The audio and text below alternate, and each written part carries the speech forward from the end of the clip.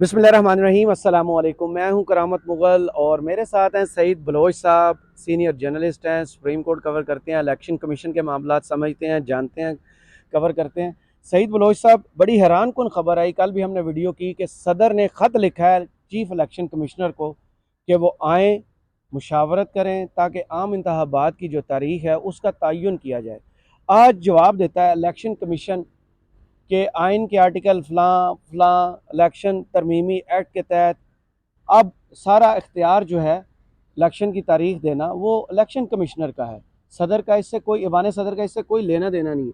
क्या माजी को देखते हुए हम ये कह सकते हैं कि पाकिस्तान को आइन के बगैर एक मुल्क तस्वर किया जा रहा है इस वक्त? बहुत शुक्रिया करामत मुग़ल साहब। देखें, पिछले हम ज़्यादा दूर नहीं जाते।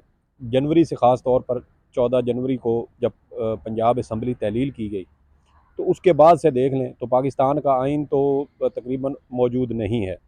उसकी वजह यह है कि जो 90 रोज़ की पाबंदी आइन पाकिस्तान ने लगाई है कि कोई भी असम्बली जब तहलील होगी तो उसके 90 रोज़ के अंदर उसमें इंतखाबात करवाए जाएंगे। तो पंजाब और खैबर पख्तूनख्वा असम्बलियाँ तहलील हुए 8 माह से ज़्यादा हो रहे हैं, अभी सही है। तक उनके इंतखाबात नहीं हुए। तो 90 रोज़ की जो हद आइन पाकिस्तान ने लगाई हुई है, तो उससे तो हम कहीं बाहर निकल चुके हैं। 3 गुना ज़्यादा टाइम गुजर चुका है। तो वो चीज़ें तो अब रही नहीं है। और आइन तो यही है कि अगर आप किसी चीज़ के ऊपर अमल नहीं करते तो वो उसकी खिलाफ वर्जी है, उसकी नाफरमानी है। जैसे कहा जाता है कि वालदैन अगर कोई बात करें और आप वो बात नहीं मानते तो वो वालदैन की नाफरमानी कंसीडर होती है ना। बिल्कुल। तो इलेक्शन कमीशन ये जो आइन पाकिस्तान है, अब इसमें भी एक बात उन्होंने लिखी हुई है कि ये काम ऐसे होगा। अगर आप वो काम वैसे नहीं करते तो इसका मतलब यही है कि आप आइन की खिलाफ वर्जी कर रहे हैं। और बहुत ज़्यादा हमने इसके ऊपर आवाज़ भी उठाई, इसके ऊपर हमने लिखा बोला। हमारी पूरी कोशिश रही कि हम जितना इसमें हिस्सा अपना डाल सकते हैं वो डालें। लेकिन यहाँ पर आप देख लें कि जिस तरीके से आइन और कानून को घुमाया जा रहा है, कहा जाता है ना, कहा वो एक मिसाल मोम की बनी है कि नाक है मोम जन। की नाक है, इसको जिस तरीके से आप मर्जी कर लें। अब यही आइन पाकिस्तान था, इसके अंदर बड़ा वाज़े लिखा हुआ है कि 90 रोज़ के अंदर असम्बली तहलील होने के बाद आइन का इंतखाबात आर्टिकल होंगे। 48 की क्लास 5 सारी कहती है कि सदर ने जब खुद साइन किए, जी तहलील जी की है, जी जी तो डेट भी वही देंगे। जी। लेकिन आज नई मंतक पेश की गई है। नई मंतक अभी भी नहीं है। मैं असल में वो पस मंज़र आपको इसी जी। वजह से बता रहा था कि उस वक्त भी जब सदर पाकिस्तान ने गालबन 8 फरवरी की तारीख थी, 8 फरवरी को सदर पाकिस्तान ने इलेक्शन कमीशन को पहली बार ख़त लिखा था और उनको कहा था कि आप आएँ, आप ये हम पंजाब और खैबर पख्तूनख्वा के जो असम्बलियों की तारीख है ये हमने मुकर्रर करनी है। उस वक्त भी इलेक्शन कमीशन की जानिब से सदर पाकिस्तान के ख़त की जो ज़बान थी उसके ऊपर बड़ी नागवारी का इजहार किया गया और कहा गया कि आप रियासत के सबसे बड़े ओहदेदार हैं, तो आपको इस तरह की गैर शाइस्ता ज़बान इस्तेमाल नहीं करनी चाहिए। तो उन्होंने वो जो काम करना था आइन के मुताबिक वो नहीं किया, बल्कि उसके जो कीड़े उसमें से निकालने शुरू कर दिए। और फिर हमने देखा कि पंजाब और खैबर पख्तूनख्वा में आम इंतखाबात अभी तक नहीं हुए। अब दोबारा जब ये कौमी असम्बली का मामला आया है तो अब तो बड़ी खुश उसलूबी के साथ कौमी असम्बली तहलील हुई। वज़ीर आज़म ने सदर को समरी भेजी, सदर ने उसके ऊपर दस्तखत कर दिए। दस्तखत करने के बाद असम्बली जो है वो डिज़ोल्व हो चुकी है और अब उसके ऊपर जो है वो 2 हफ्ते से ज़ायद वक्त हो चुका है। 9 अगस्त को असम्बली तहलील हुई, आज 24 अगस्त। अगस्त है। 15 दिन हो रहे हैं इस सारे अमल को और अभी तक जो तारीख है इलेक्शन की वो हमें सामने नज़र नहीं आ रही।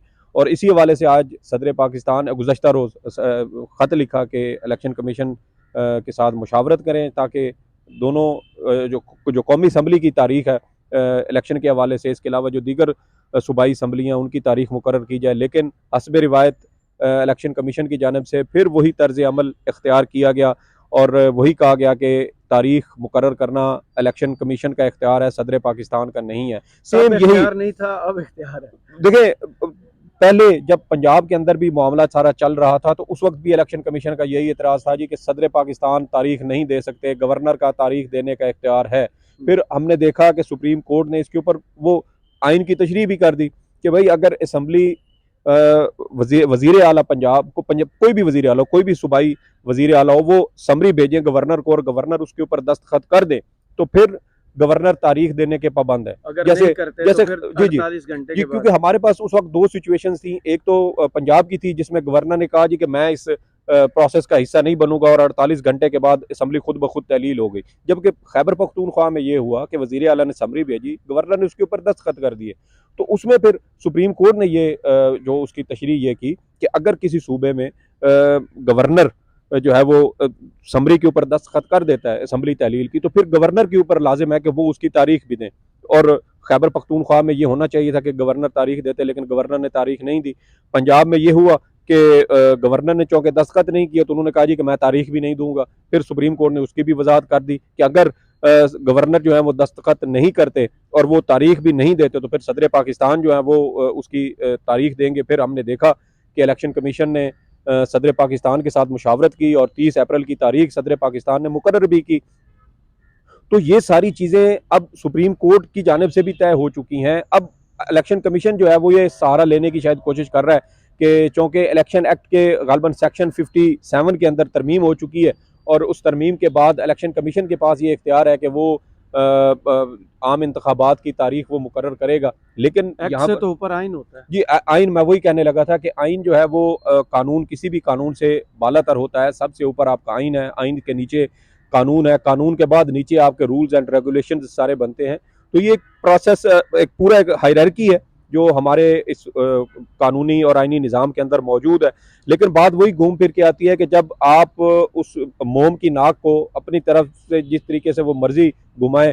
अब देखें कि 90 रोज़ की हद आइन के अंदर मौजूद है कि इंतखाबात होंगे, लेकिन अभी भी देखें कि बहुत सारे लोग आपको ऐसे सहाफ़ी हजरात, बहुत सारे वकला, आइनी माहिरीन आपको ऐसे मिलेंगे जो अभी भी कहेंगे कि नहीं इलेक्शन जो है वो 90 रोज़ से आगे भी जा सकते हैं और उसकी तौजीहात भी वो पेश कर रहे हैं।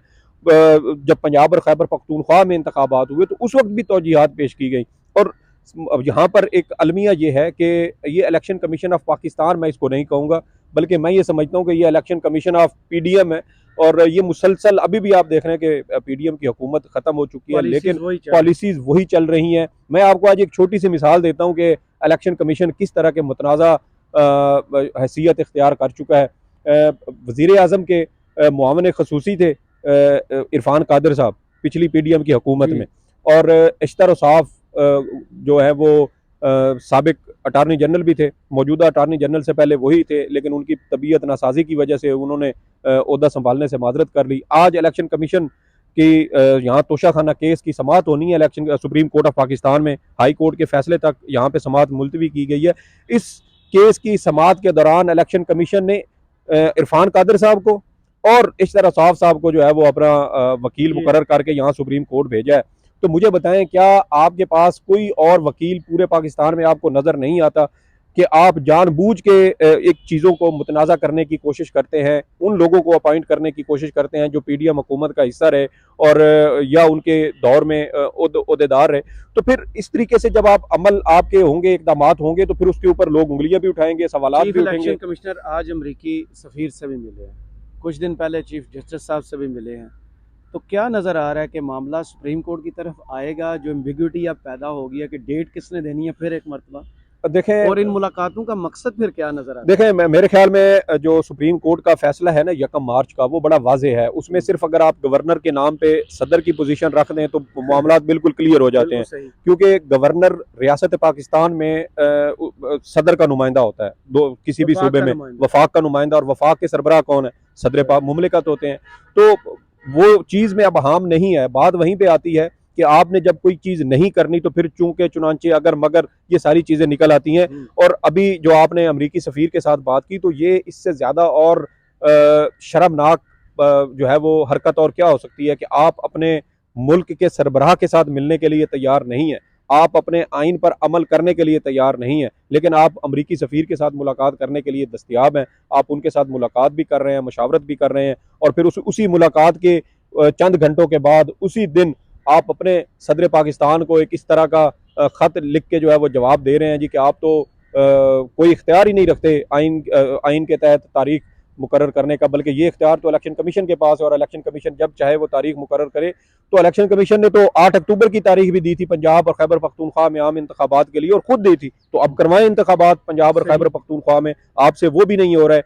बिला वजह के उज़र बहाने हम पहले भी देख रहे हैं, अब भी देखे जा रहे हैं। और ये आईन पाकिस्तान की इससे ज़्यादा तौहीन और कोई नहीं हो सकती कि हमारे यहाँ जो चंद शख्सियात हैं वो आइन को अपनी मर्जी के मुताबिक उसको तोड़ मरोड़ के पेश कर रही हैं, अपनी मर्जी के लिए उसको इस्तेमाल कर रही हैं।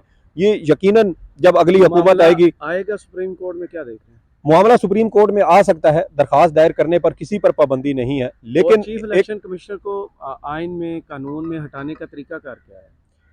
देखिए, चीफ इलेक्शन कमिश्नर आइन की ऐसे चीफ इलेक्शन कमिश्नर को हटाने का तरीकाकार वही है जो आइन के आर्टिकल 209 में किसी भी हाई कोर्ट या सुप्रीम कोर्ट के किसी भी जज के लिए, जी सुप्रीम जुडिशल काउंसिल, उसमें रेफरेंस लाना पड़ेगा। और रेफरेंस ला के ही आप किसी भी जो चीफ इलेक्शन कमिश्नर है उसके खिलाफ कार्रवाई कर सकते हैं। लेकिन वहाँ पर सवाल यही पैदा होता है कि किस बुनियाद पर लाया जाएगा।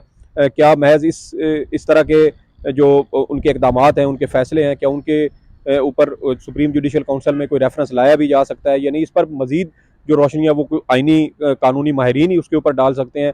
लेकिन ये बात तय है कि हाई कोर्ट या सुप्रीम कोर्ट के किसी जज के किसी फैसले के खिलाफ आप सुप्रीम जुडिशल काउंसिल में रेफरेंस फाइल नहीं कर सकते। उसके लिए मिसकंडक्ट जैसे अल्फाज हैं कि वो अपने जो एक कंडक्ट आइन और कानून के तहत उनको आइन और कानून में तो यही है कि हर वक्त इलेक्शन कमीशन तैयार रहेगा। अगर असम्बली तहलील होती है तो 90 दिन के अंदर, मुद्दत पूरी करती है तो 60 दिन के अंदर। इसमें तो इबहम नहीं है। तो फिर जब भी इनसे पूछा जाता है 7 माह चाहिए, 8 माह चाहिए, 6 माह चाहिए, 5 माह चाहिए, तो ये तो आइन के मुताबिक नहीं है। देखिए, मैं वही कह रहा था कि ये इलेक्शन कमीशन ऑफ पाकिस्तान अब नहीं रहा, ये इनको अपना शायद नाम चेंज करके इलेक्शन कमीशन ऑफ पीडीएम कर देना चाहिए। बोले वहाँ मुंशी कहने पर भी तौहीन हो जाती है। चले सर, अगर हमारे खिलाफ कार्रवाई करने से इनके कद काठ में कोई इजाफा होता है तो 100 बिस्मिल्लाह, हमारी गर्दन हाजिर है। लेकिन कहने का मकसद ये है कि आप अपने इकदामात भी तो देखें। आप सदर पाकिस्तान को बार बार इनकार कर रहे हैं, फिर सुप्रीम कोर्ट ऑफ पाकिस्तान ने आपके उस फेल को गैर आइनी, गैर कानूनी करार दिया और तशरीह की कि इलेक्शन कमीशन जो है वो सदर पाकिस्तान के साथ मुशावरत करेगा और या तो सदर तारीख अपॉइंट करेंगे, उस सूरत में जब गवर्नर नहीं करते। तो जब गवर्नर कर रहे हैं तो फिर इलेक्शन कमीशन उनके साथ करेगा। लेकिन इलेक्शन कमीशन अभी तक उन फैसलों के ऊपर अमल दरामद नहीं करवा सका। सुप्रीम कोर्ट ने जो 4 अप्रैल का फैसला जारी किया, तफसीली फैसला, उसमें आप देखें सुप्रीम कोर्ट ने तो इलेक्शन कमीशन के क्या कहते हैं कि लीरो लीर कर दिया अपने फैसले में कि भाई आपका काम था, आप अपने उस वाहिद जिम्मेदारी, एक सिक्योरिटी गार्ड है, एक मिसाल के तौर पे घर के बाहर बैठा है, आपने उसको बंदूक भी दी, अच्छी तनख्वाह भी देते हैं, गर्मी सर्दी से बचने के लिए उसको हीटर पंखा भी दिया हुआ है और उसका काम है घर की हिफाजत करना। लेकिन रात को चौकीदार सो जाए और घर लूट के कोई ले जाए तो फिर आप उस चौकीदार को क्या कहेंगे? इलेक्शन कमीशन की वाहिद जिम्मेदारी थी इंतखाबात करवाना। जब भी इलेक्शन कमीशन को कहा गया कि आप इंतखाबात करवाएं, कभी ये जो हल्का बंदियों का मामला है उसके पीछे छुप जाते हैं, कभी ये सिक्योरिटी के मामला, कभी पैसों के मामला। तो 100 उज़र बहाने हैं, मसाइल इतने हैं कि छुपना मुश्किल नहीं है। और इलेक्शन कमीशन सिर्फ चीज़ों को डॉज करने की कोशिश कर रहा है, अपनी आइनी जिम्मेदारी से भागने की कोशिश कर रहा है। और मैं ये समझता हूँ कि अगली हुकूमत जो भी है उसको बड़े सख्त इक़दाम करने चाहिए, सख्त कवानीन पास करने चाहिए, आइन के अंदर तरामीम भी करनी चाहिए ताकि इस तरीके से आइन के साथ खिलवाड़ ना किया जा सके कि आप अपने दुनियावी आकाओं के साथ मिलने के लिए हर वक्त दस्तयाब हैं, अमेरिका के साथ, अमेरिकी सफ़ीर के साथ मिलने के लिए आपके पास वक्त है। लेकिन जब आपकी अपनी रियासत का सरबराह आपको बुलाए कि भाई आएँ, आपके साथ मुशावरत करनी है ताकि तारीख दे सके, जो चीज़ें आप ख़त में लिख के मीडिया में हाइप क्रिएट कर रहे हैं तो वो मुलाकात में भी आप जाके कर सकते थे कि जनाब सदर, मैं, आपने मुझे बुलाया, मैं मुलाकात के लिए आ तो गया हूँ, लेकिन जनाब सदर मुलाकात में ये जो तारीख तय करने का मामला है ये आपके इख्तियार में नहीं है। हुकूमत ने कोई आइन साजी या कानून साजी की या कोई तरामीम की है, उसके बाद ये इख्तियार मेरे पास है। तो मेरी गुजारिश ये है कि हमें ये मामला जो है वो हमारी मर्जी के मुताबिक करने दिया जाए। तो ये तो चीज़ें आप मुलाकात में भी कर सकते हैं ना, जाके वहाँ पे उनको गुजारिश कर दे। ये जानबूझ के मीडिया के अंदर कमीशन है और ये प्रेसिडेंसी, सर पैदल भी जा सकते हैं। अगर आप ये कहें जी कि मेरी सेहत अच्छी नहीं है तो मैं पैदल जाना चाहता हूँ तो पैदल चले जाएं। ख्याल में आपको दफ्तर से कॉल आ रही है, इधर ही रोकते हैं। बहुत शुक्रिया सईद बलोच साहब।